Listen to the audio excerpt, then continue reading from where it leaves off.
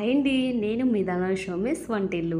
మా వారు ఈరోజు ఆఫీస్కి వెళ్తుంటే మొక్కజొన్న పొత్తులు చూసారంట. సో చాలా బాగున్నాయని చెప్పేసి తీసుకొచ్చారు. అయితే వీటిని ఉడకబెట్టమని చెప్పారు. నేను ముందుగా వీటిని తోలదని తీసేసుకొని ముందుగా ఒక పెద్ద తపాల్లో అంటే లోతుగా ఉండే తపాలు అయితే తీసుకోండి, ఎందుకంటే అలా అయితే అందులో బాగా ఉడుకుతాయి అన్నమాట. నేను ఒక పెద్ద గ్లాస్ వాటర్ అనేది తీసుకున్నాను. ఎక్కువ వాటర్ మనం వేసుకోవాల్సిన అవసరం ఉండదు, కొద్దిగా గడ్డ ఉప్పు వేసుకున్నాను.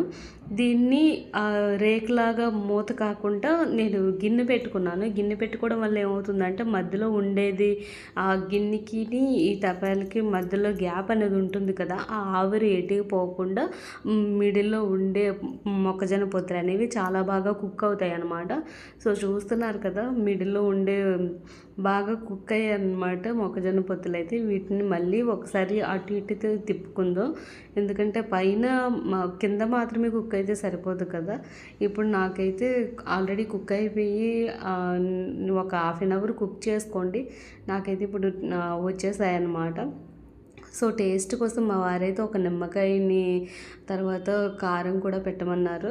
ఇవి వేడిగా ఉండేటప్పుడే నిమ్మకాయ కారం పట్టించుకుంటే చాలా టేస్టీగా ఉంటాయండి.